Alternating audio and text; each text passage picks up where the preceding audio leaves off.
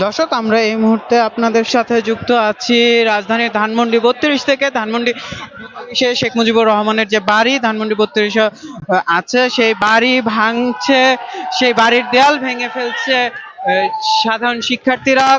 আজকে আওয়ামী লীগের পক্ষ থেকে একটি ঘোষণা দেওয়া হয়েছিল যে এই ধানমন্ডি ৩২ মার্চ টু ধানমন্ডি ৩২ নামে একটি কর্মসূচি ঘোষণা করা হয়েছিল। সেই কর্মসূচির আওতায়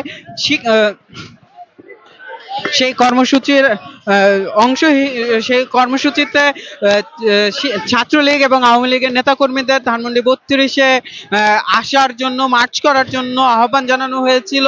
সেই কর্মসূচির ঘোষণা আসার পর কিন্তু আজকে ৮টা বাজে এই কর্মসূচি ছিল। সেই কর্মসূচি ঘোষণা আসার পর সাধারণ শিক্ষার্থীরা এই যে ধানমন্ডি ৩২-এ যে বাড়িটি, এই বাড়ির সামনে অবস্থান নেয়। সেই অবস্থান থেকে পরবর্তীতে ঘোষণা আসে এই ধানমন্ডি ৩২-এর যে শেখ মুজিব স্মৃতি জাদুঘর, সেই স্মৃতি জাদুঘর ভেঙে ফেলা হবে। সেই ঘোষণার পর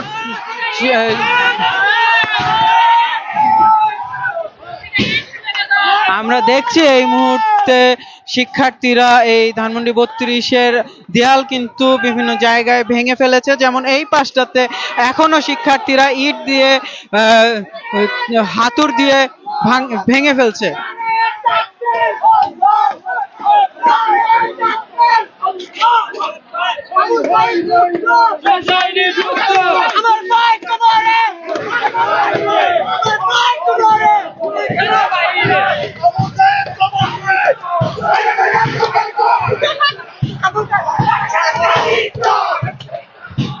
ঢুকে গেছেন এই পাশটাতেও। ক্যামেরায় কতটুকু দেখা যাবে জানি না, চারপাশে প্রচুর ধুলো উঠছে এই ভগ্নাবশেষের। এখানে আমরা দেখছি শিক্ষার্থীরা ছাদে অবস্থান নিয়েছেন। এখন যে বাড়ির দরজা, সেই দরজা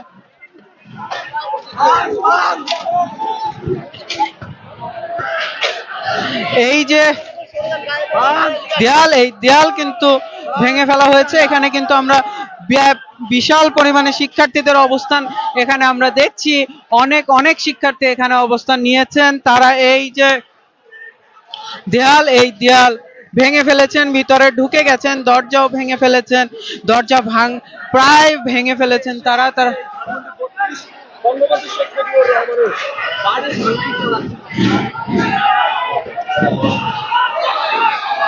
এই যে বাসার ছাদ, এই বাসার ছাদে কিন্তু আমরা ইতিমধ্যে শিক্ষার্থীদের অবস্থান দেখছি। আমরা যেমনটা জানাচ্ছিলাম, এই মুহূর্তে আমরা ধানমন্ডি ৩২-এ আছি। এখানেও কিন্তু দেয়াল ভাঙা হচ্ছে।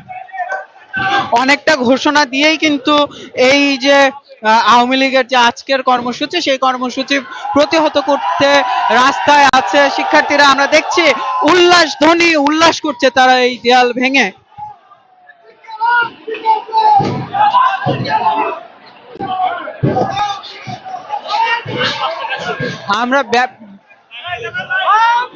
আমরা সাধারণ শিক্ষার্থীদের উপস্থিতি কিন্তু বিশাল দেখছি। গণমাধ্যম আছেন, তারা দেখাচ্ছেন আপনাদের সাথে সরাসরি যুক্ত হয়ে। আমরা মশাল হাতের ছাদে একজনকে দেখছি, মশাল হাতে উঠেছেন। ৫ই আগস্ট শেখ হাসিনা ছাত্র জনতার গণ অভ্যুত্থানে দেশ ছেড়ে পালানোর পরও কিন্তু এই বাড়িটি পুড়িয়ে ফেলা হয়। বিক্ষুব্ধ জনগণ এবং সাধারণ শিক্ষার্থীরা ভেঙে ফেলে। পরবর্তীতে কিন্তু একটি অস্থায়ী নিরাপত্তার ব্যবস্থা করা হয়েছিল এই বাড়িটিতে।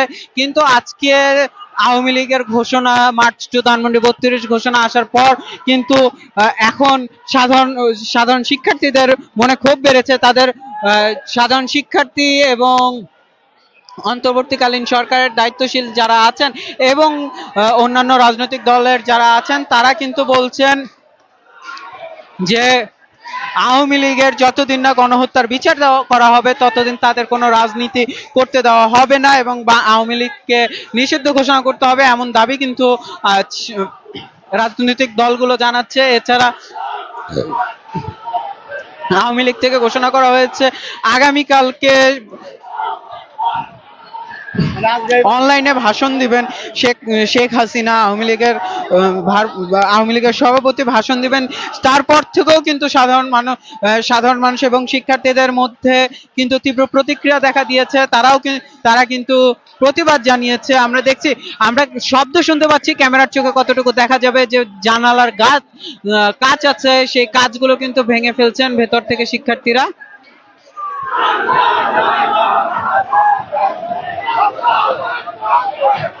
আল্লাহু আকবার ধ্বনি আমরা এখানে শুনছি।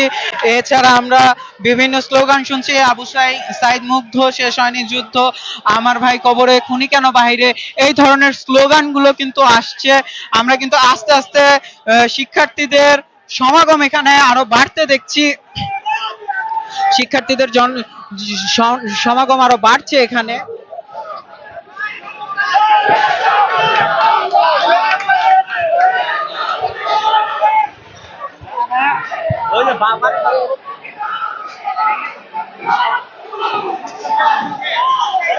আমরা এই মুহূর্তে আপনাদের সাথে যুক্ত আছি ধানমন্ডি ৩২ থেকে। ধানমন্ডি আমরা দেখছি ভেতরে কিন্তু প্রিয় দর্শক একটি কক্ষে আগুন ধরিয়ে দেওয়া হয়েছে।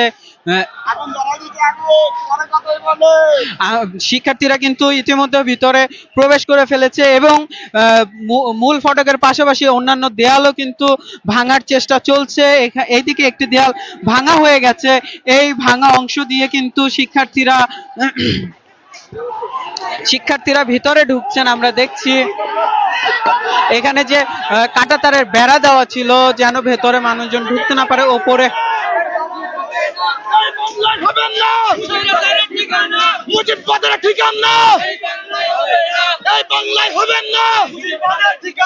আমার ভাই কবরে, খুনি কেন বাহিরে, আমার বোন কবরে, খুনি কেন বাহিরে, শহীদ ওয়াসিম মুক্ত, শেষ হয়নি যুদ্ধ, শেষ হয়নি যুদ্ধ।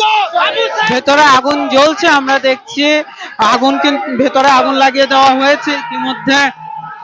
দেয়ালে কিন্তু আরো বেশ কিছু জায়গায় ভাঙা হয়েছে, হাতুড়ে দিয়ে এখনো ভাঙছেন শিক্ষার্থীরা।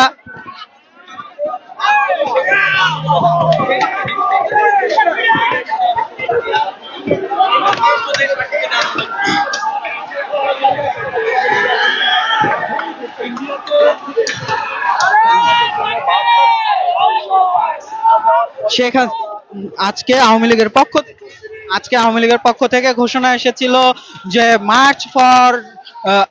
মার্চ টু ধানমন্ডি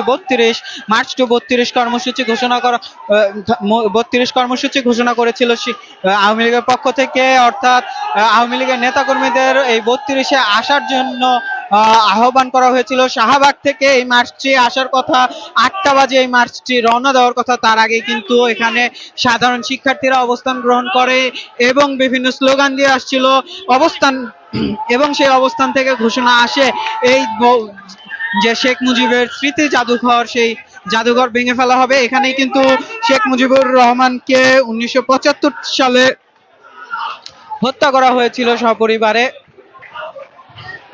এরপরে আওয়ামী লীগ ক্ষমতায় আসার পরে এখানে একটি জাদুঘর করা হয়েছিল। আমরা দেখেছি যে বিগত দিনগুলোতে আওয়ামী লীগের শাসন আমলে এই রাস্তাটি ছিল একটি নিয়ন্ত্রিত রাস্তা।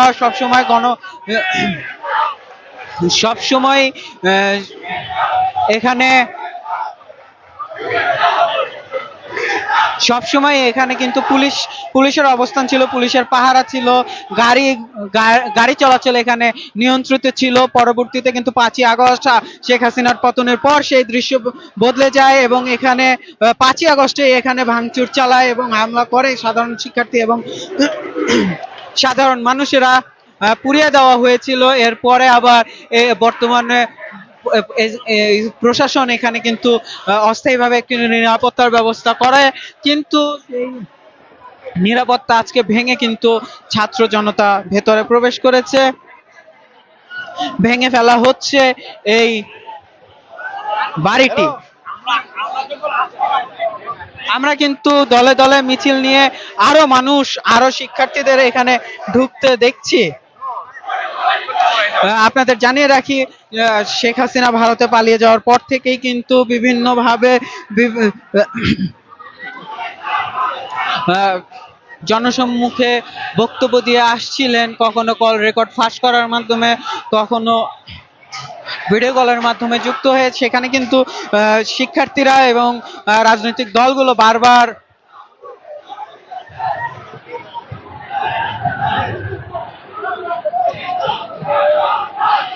বারবার কিন্তু তারা এখানে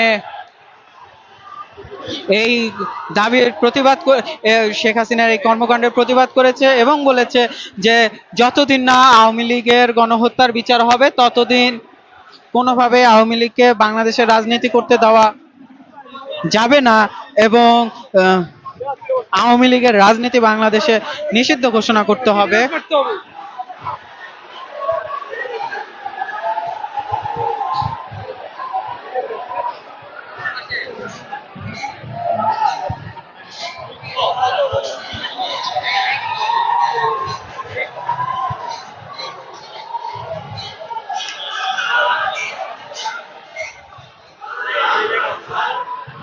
আহ,